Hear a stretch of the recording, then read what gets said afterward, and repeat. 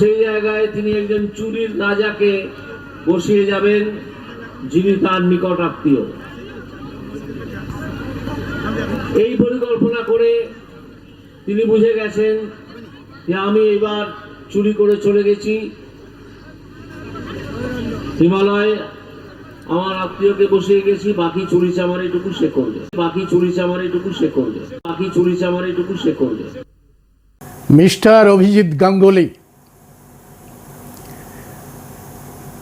আমাদের লজ্জা হয় যে আপনি কলকাতা হাইকোর্টের মতো একটি মহামান্য আদালতে বিচারক হিসেবে কাজ করেছেন, ভাষাজ্ঞান হয়নি এখনো। চোরের সঙ্গে চামারের কি সম্পর্ক আছে মিস্টার অভিজিৎ গাঙ্গুলি? চামার একটি মহান জাতি, তাদের আত্মমর্যাদা আছে।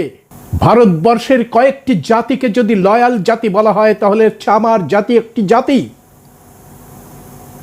আপনি চোরেদের সঙ্গে সেই চামারের যুক্ত করে দিলেন। ভাষাজ্ঞান জন্মায়নি অথচ নিজেকে শিক্ষিত মনে করেন।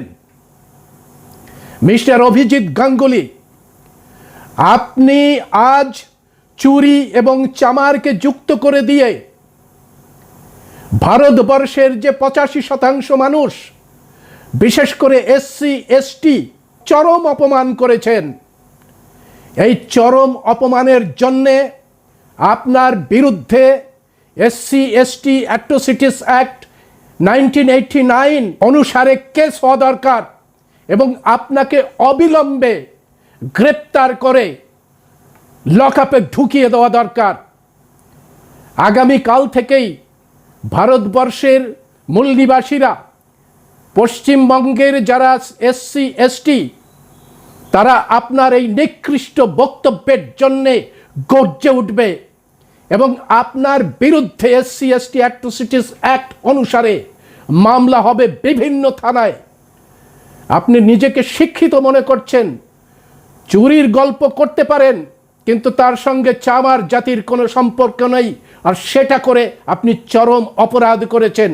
এই অপরাধের বিরুদ্ধে আমরা সোচ্চার দাবি জানাচ্ছি, আপনাকে তীব্র ভাষায় নিন্দা করছি।